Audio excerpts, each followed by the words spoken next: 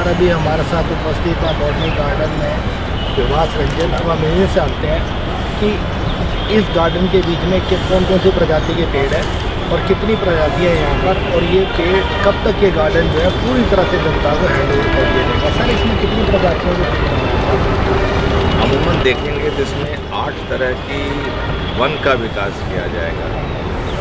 देश में 8 तरह के वन हैं, उन सभी वनों का प्रतिरूप यहाँ लगाया जाएगा।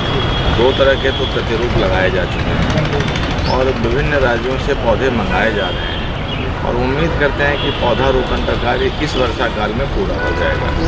सर इसमें जो क्या क्या जो सुविधाएं जो जनता को यहाँ पर सुविधा है, इसमें लगभग 19 थीमेटिक फॉरेस्ट हैं।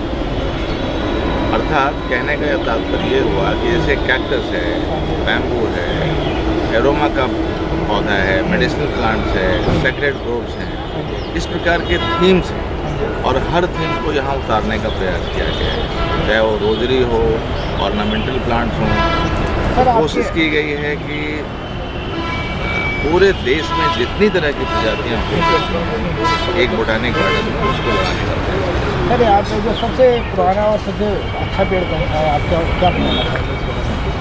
सबसे पुराना सबसे अच्छा पेड़ का कंसेप्ट ये बोटानिक गार्डन में नहीं होता है।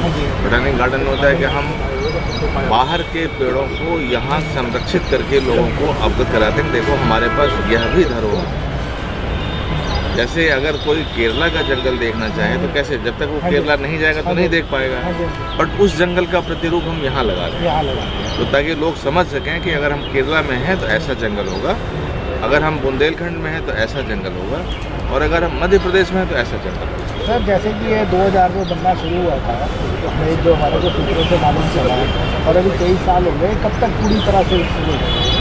पहली बार इस सरकार में इस पर काफ़ी एफर्ट्स किया गया। इसका लैंडस्केप प्लान मुश्किल से 8-10 महीने पहले अप्रूव कराया गया है। बजट की व्यवस्था कर दी गई है, तो अब जो कार्य की गति है इस साल से आने वाले 2023-24 में तेज़ी से बढ़ेगा और हम उम्मीद करते हैं कि 2-2.5 साल में हम ये लोगों के लिए यह पार्क खोल दिया। सर मैं ये जानना चाह रहा था कि जैसे भी आज मंत्री जी आए थे यहाँ पे जी, और मंत्री जी क्या क्या आश्वासन देंगे इस पार्क को? माननीय मंत्री जी का मुख्य उद्देश्य ये था कि देखें पार्क में चल क्या रहा है, हो क्या रहा है, कहाँ दिक्कतें हैं।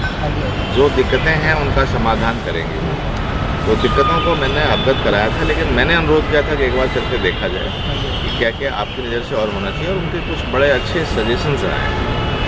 तो सर ये अभी जो मंत्री जी आए थे कुछ फंड वगैरह रिलीज करके? फंड ऑलरेडी हमारे पास उसकी व्यवस्था है, वो बजट में प्रावधान कर दिया गया है। साइंटिस्ट संदीप और डॉक्टर प्रियंका जी उपस्थित है। अभी हम इन्हीं से जानते हैं कि इस गार्डन के बीच में क्या क्या सुविधाएं हैं और आगे पब्लिक के लिए क्या क्या सुविधाएं होने वाली हैं। हाँ जी संदीप जी, आप बताएंगे? सबसे पहले मैं यहाँ आने पर आपका बहुत बहुत स्वागत करता हूँ और मैं आपको बताना चाहता हूँ कि आज यहाँ पर एक 15th एनुअल फ्लावर शो जो हम हर साल करते हैं यहाँ पर, तो इस साल भी वो शुरू किया गया है। हमारे जो कैबिनेट मिनिस्टर थे ऑनरेबल श्री भूपेंद्र यादव जी, उन्होंने उसका आज इनॉग्रेशन किया है। तो जहाँ पर जैसा कि मैं बताना चाहता हूँ, यहाँ पर लगभग 41 वैरायटीज़ हैं जो हम इस बार एनुअल जो विंटर एनुअल्स होते हैं उनको यहाँ पर डिस्प्ले करेंगे। और इसमें उम्मीद है कि हम यहाँ के जितने भी नोएडा के जो लोकल पब्लिक है या स्कूल कॉलेजेस के जो बच्चे आने हैं, लगभग 15 से 20 हज़ार लोग यहाँ पे आने की उम्मीद रखते हैं हम। और ये फ्लावर शो आज से शुरू होकर लगभग अगले 4-5 दिन चलेगा। सर मैं ये भी जानना चाह रहा था कि जैसे आपके यहाँ पर काफ़ी वैरायटी के हमने पेड़ पौधे देखे, पता लगा कि यहाँ पे 6500 किस्म के पेड़ पौधे हैं। तो आप यहाँ पर जो लोग आते हैं उनको पेड़ पौधे लगाने के बारे में भी जानकारी देते हैं और पेड़ पौधों के क्या फ़ायदे होते हैं उनके बारे में बताते हैं? जी बिल्कुल बिल्कुल। यहाँ पे जो भी जिस तरह के भी लोग आते हैं, स्कूल कॉलेजेस के आते हैं मैक्सिमम, और कुछ रिसर्चर्स भी आते हैं बाहर से, उनको भी पूरी जानकारी दी जाती है कि कहाँ कैसे यहाँ पे कौन सा पौधा कैसे उसको कंजर्व किया जाए। क्योंकि उद्देश्य इस गार्डन का यही है कि जो भी भारतवर्ष की विलुप्त प्रजाति हैं और जो भारत की हमारी अपनी एंडेमिक स्पीसीज है उनको यहाँ पे कंजर्व करना, कैसे उनका संरक्षण करना लंबे समय तक। आप देख सकते हैं यहाँ पर आपने कहा कि हम कैसे यहाँ पे लोगों को जानकारी देते हैं। सर हम हर साल यहाँ पे लगभग कम से कम 10-15 हज़ार तो जो हमारे रिसर्चर्स हैं वो ही आते हैं, उनको यहाँ की जो कंजर्वेशन की टेक्निक्स हैं वो बताते हैं। और हर्बेरियम है हमारे पास, वो प्लांट आइडेंटिफिकेशन के लिए यहाँ आते हैं, तो उनको उसका पूरा जानकारी जितने भी हमारे यहाँ कॉलेज यहाँ से इस गार्डन से बहुत जुड़े हुए हैं। कई यूनिवर्सिटीज़ के साथ हमारा MOUs भी है, जिसमें कि तहत के लोग यहाँ आते हैं और हमें जो हार्वेरिंग जो प्लांट्स आइडेंटिफिकेशन का काम है वो लोग हम उनको सुविधाएं देते हैं। डॉक्टर साहब, आप जैसे लोगों को ये भी जानकारी देते हैं कि जैसे जो पेड़ पौधे लगाए जाते हैं उनकी देखरेख कैसे करनी है, उनको कौन सी खाद डालनी है या कौन से उसमें जो दवाइयाँ वगैरह यूज़ करनी है जिससे कि पेड़ पौधे अच्छी तरह से ग्रोथ कर सकें। यस, अलग अलग यूनिवर्सिटीज़ से, कॉलेजेस से यहाँ पे इंटर्नशिप प्रोग्राम्स के लिए बहुत सारे रिसर्चर्स और स्टूडेंट्स भी आते हैं शॉर्ट ड्यूरेशन प्रोजेक्ट करने के लिए। तो वो अलग अलग टॉपिक लेते हैं, जैसे कि अभी अमेठी यूनिवर्सिटी के 2 छात्राएं आ रही है, एक तो कंपोस्टिंग पे काम कर रही है, एक बायोमास पे काम कर रही है, और सोशल सर्विसेज हम क्या प्रोवाइड करते हैं, ये गार्डन का कुछ लोकल सोसाइटी को फ़ायदा है क्या वो भी देखती है। तो जितने भी लोकल लोग हैं यहाँ के वो घास फ्री में लेके जाते हैं और सूखी लकड़ियाँ भी वो भी लेके जाते हैं, तो हम उन्हें कुछ चार्ज नहीं करते, हमारा भी थोड़ा सा घास साफ हो जाती है और वो भी हो जाता है। साथ में ही फार्मेसी के जितने भी स्टूडेंट्स हैं और रिसर्च स्टूडेंट्स हैं वो प्लांट आइडेंटिफिकेशन के लिए यहाँ पे आते हैं, तो वो जो भी पौधा यहाँ पे सबमिट करते हैं वो हम आइडेंटिफाई करके देते हैं। वो सर्टिफिकेट के सिवाय वो उनका रिसर्च आगे कर ही नहीं सकते, तो ये भी हम कर रहे हैं। और पहले ग्रीन स्किल डेवलपमेंट प्रोग्राम, ऐसे एक प्रोग्राम था गवर्नमेंट ऑफ इंडिया का, तो उसके तहत हम नर्सरी टेक्निक सारे उनको बच्चों को सिखाया गया है। डॉक्टर साहब, जैसे जो यहाँ पे आपके पास फ्रूट्स के पेड़ है और मेडिसिन्स के पेड़ भी है, और किस किस वैरायटी के यहाँ पे पेड़ है, किस तरीके के जो लोगों के लिए लाभदायक हो सकते हैं? यहाँ पे इकोनॉमिकल प्लांट सेक्शन भी है जिसमें 150 तरीके के अलग अलग पौधे, जैसे कि सिल्क कॉटन होता है और वो बबुल का गोंद निकलता है वो होता है, बॉम्बेक्सिबा होता है, काथ का प्लांट होता है, आंवला का है, तिरडा, बेड़ा, ऐसे बहुत सारे जो त्रिफला चूर्ण में यूज़ होते हैं। ऐसे बेल का पेड़ है, ऐसे बहुत सारे जिसका इकोनॉमिकली इम्पोर्टेंट पौधे होते हैं, वो 150 प्रकार के पौधे हमारे पास है। वैसे ही मेडिसिनल सेक्शन में भी हमने 150 से ज़्यादा लगा के रखे हैं, बट एक एरिया में 140 पौधे हैं, बाकी के फिर पूरे गार्डन में स्कैटर्ड है। संदीप सर, जैसे जो अभी इसको 2000 से बनना शुरू हुआ था, वैसे तो इसकी नींव 97 में रखी गई थी, लेकिन उसके बाद 2000 में आपको जिसको बनाना शुरू किया था आपने, तो अभी 23 साल हो गए। कब तक ये कंप्लीट होगा इसमें और कब तक जो लोग हैं इसमें आ सकेंगे? देखिए सर, इसका अभी मैं समझता हूँ कि अगले 4 सालों में ये बिल्कुल कंप्लीट हो जाएगा as per new landscape design. जो यहाँ का नया एक प्रारूप बना है, लैंडस्केप डिज़ाइन जो बना है, उसके एक अंतर्गत इसको अगले 4 से 5 साल लग जाएंगे। और इसमें सबसे पहले हम लोग जो कर रहे हैं इसमें, अभी जो यहाँ का एक DPR बना है लगभग 490 करोड़ का, उसका अप्रूवल हम अपने जो हमारा मंत्रालय है एनवायरनमेंट फॉरेस्ट, उनसे भी ले रहे हैं, और साथ के साथ उसका जो एक मेजर इन प्रिंसिपल अप्रूवल आएगा वो हमें मिनिस्ट्री ऑफ फाइनेंस से आएगा।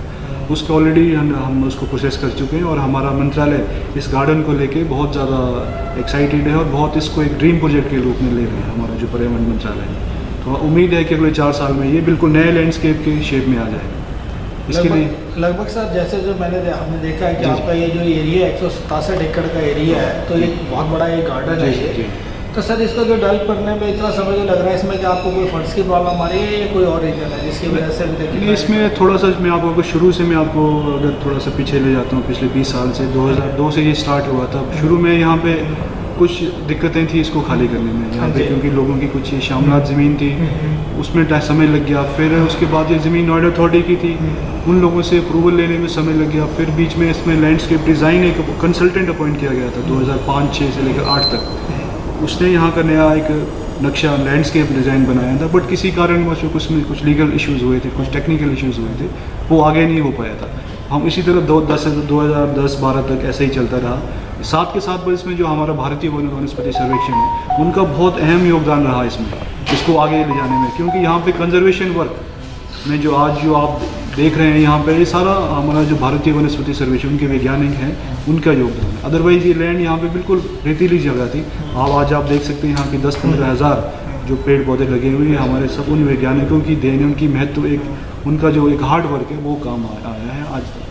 कैसा भी ये जो दूसरे जैसे जो स्टेट्स के बीच में पेड़ होते हैं, जैसे केरला में, गोवा में, जो यहाँ पे प्रजातियाँ नहीं पाई जाती हैं, उनको आप कैसे वहाँ से यहाँ पे मंगवाते हैं, कैसे लगाते हैं, कैसे आपको मालूम चलता है कौन सा पेड़ वहाँ से यहाँ पे लाना? एक्चुअली एंडेमिक प्लांट्स हम कंजर्व कर रहे हैं। आप जो बोल रहे हो ना कि वो पौधा पर्टिकुलर कोई केरला में ही पाया जाता है, कोई आंध्र में ही पाया जाता है, तो हिमालय के प्लांट ये एटमॉस्फेयर में इतने जल्दी एडॉप्ट नहीं होते, बट केरला और वो वेस्टर्न घाट्स, वो जो एरिया है, या फिर ईस्टर्न घाट्स, वहाँ के पौधे यहाँ पे अच्छे से लग जाते हैं।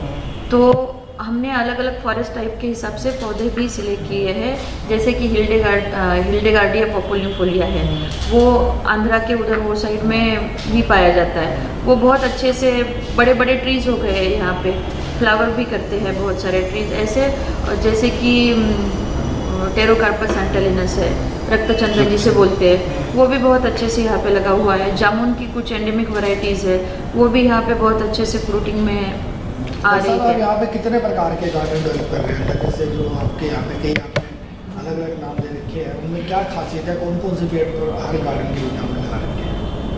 जैसे मैं बताता हूँ तो इसके बारे में। एक्चुअली यहाँ पर जो आपका हमारा नया लैंडस्केप डिज़ाइन है, उसमें अलग अलग सेक्शंस बनाने का प्रपोजल रखा हुआ, उसको अप्रूव भी हो गया। जैसे हम अगर पेरीफ्री बात करें, उसमें अलग अलग हम 8 तरह के फॉरेस्ट टाइप्स यहाँ बना रहे हैं, और बीच में अगर हम इसमें एक सेंट्रल पोर्शन जिसमें कि हम 6 तरह का फाइटोडाइवर्सिटी जो रीजन है इंडिया के, वो हम यहाँ पे उसको स्थापित करने जा रहे हैं। जो आप जैसे आपने कहा कि हम कैसे डिसाइड करते हैं कि हमको ये पौधा चाहिए, जो आपको जैसे मैंने कहा कि हम लोग फॉरेस्ट टाइप्स बना रहे हैं। फॉरेस्ट टाइप्स अलग अलग तरह की फॉरेस्ट टाइप्स, जैसे ड्राई ट्रॉपिकल रीजन है हमारा, सब ट्रॉपिकल है, सब ट्रॉपिकल रीजन है फॉरेस्ट का, वेट और मॉइस्ट ट्रॉपिकल रीजन है। तो जो वहाँ की स्पीसीज़ हैं उस एरिया की, तो वो स्पीसीज़ को हम सिलेक्ट करते हैं कि भाई ये वहाँ से हमको ये इस रीजन से मैच करती स्पीसीज़ ये है, उनको फिर यहाँ पर हम रेप्लिकेट करें, ताकि लोगों को हम ये बता सकें यहाँ पर स्कूल चिल्ड्रंस को या जो भी कॉलेज गोइंग लोग हैं या जो बॉटनी से रिलेटेड लोग हैं, ताकि उनको बता सकें कि हमारे इस पर्टिकुलर जोन में आप उस जगह का, उस जैसे सपोज एक ड्राई ट्रॉपिकल रीजन हमारा पूरे इंडिया का लगभग सेंट्रल एरिया जो है ड्राई ट्रॉपिकल है, थोड़ा साउथ हो गया, साउथ को तो वेस्ट हो, इसमें ईस्टर्न वेस्टर्न बोलते हैं ये जोन्स, तो वो वहाँ की स्पीसीज़ यहाँ पे उनको रेप्लिकेट किया जा रहा है, ताकि लोगों को यही पता चले कि ये हमारा उस जगह की स्पीसीज़ यहाँ पे हमें नजर आए। सर, जैसे जो आपने इतना एक खूबसूरत गार्डन डेवलप कर रहे हैं, इसकी पब्लिसिटी के लिए क्या कर रहे हैं, पब्लिक को कैसे यहाँ पे आप अट्रैक्ट करेंगे? अभी सर पब्लिसिटी के लिए हम ज़्यादा कुछ नहीं कर रहे, हम ज़्यादा फोकस अभी इसको कंजर्वेशन और इसको स्थापित करने में ही लगे हुए हैं। अभी जब ये नए प्रारूप में आ जाएगा, हमें इसमें बहुत सारे हमने इसमें चीज़ें रखी हुई कि लोगों को यहाँ लाया जा सके और पब्लिसिटी किया जाए। बट अभी पब्लिसिटी के लिए मैं आपको साफ कह देता हूँ सर, अभी कुछ इस तरह से हम लोग नहीं कर रहे हैं कि इसको ज़्यादा पब्लिसिटी। जब ये यहाँ का नया लैंडस्केप। हरिंदर कौशल, आप देख रहे हैं मरुधर हिंद 24 न्यूज़। आज हम उपस्थित हैं बॉटनी गार्डन नोएडा में। आप देख सकते हैं कि यहाँ पर एक फ्लावर फेस्टिवल का आयोजन किया गया है। पहले मैं आपको इस पार्क की कुछ विशेषताओं के बारे में बता दूं। ये पार्क 167 एकड़ के बीच में फैला हुआ है। इसके बीच में 6500 प्रजाति के पेड़ पौधे और फूल आदि पाए जाते हैं। इसके बीच में आपको देखने को मिल जाएगा कल्प वृक्ष, रुद्राक्ष का पेड़, देसी बटर कहते हैं जिसको, जो इंडियन बटर कहते हैं, उसका पेड़ मिल जाएगा। आपको यहाँ पे कायाकल्प का वृक्ष देखने को मिल जाएगा। जब हमारी यहाँ के साइंटिस्ट से बात हुई थी, उन्होंने बताया कि इस पार्क को बनाने का उद्देश्य ये है कि जैसे जो मैं आपको उदाहरण के तौर पे बताता हूँ कि जैसे केरला के बीच में जो पेड़ पाए जाते हैं, अगर आप केरला नहीं जाएंगे तो आप उस प्रजाति के पेड़ों को कभी कहीं पर देख नहीं पाएंगे। उस प्रजाति के पेड़ भी आपको यहाँ पर देखने को मिल जाएंगे। इस तरह से 8 तरीके के गार्डन होते हैं, बनाए जाते हैं, पूरे देश के बीच में पाए जाते हैं। उन प्रत्येक 8 प्रकार के गार्डनों की किस्म यहाँ पर आपको देखने को मिल जाएगी। अब मैं अपने कैमरामैन से कहूँगा कि आपको दिखाए कि कितने खूबसूरत यहाँ पर ये फूल पौधे लगे हुए हैं। हमारा कैमरामैन आपको दिखा रहा है कितना बढ़िया यहाँ पे व्यू है। ऊपर से आप देख सकते हैं कि दोनों तरफ मेट्रो जाती है यहाँ पर, और ये बहुत ही खूबसूरत एक गार्डन जो है यहाँ पर बनाया गया है। इसके बीच में यहाँ के साइंटिस्ट का और यहाँ के स्टाफ का कहना है कि आने वाले 2 या 3 साल के बीच में इस गार्डन को पूर्ण रूप से जनता के लिए खोल दिया जाएगा। जनता आकर इसका पूरा लाभ उठा सकेगी, और आने वाले समय में यहाँ पर बहुत सारी ऐसी सुविधाएं हैं जो कि जनता के लिए यहाँ पर बनाई जा रही हैं। आज यहाँ पर फॉरेस्ट मिनिस्टर आए थे, उन्होंने यहाँ पर आकर आश्वासन दिया कि आने वाले समय में इस गार्डन को और भी ज़्यादा विकसित किया जाएगा और यहाँ पर बहुत सारी सुविधाएं लोगों को दी जाएंगी।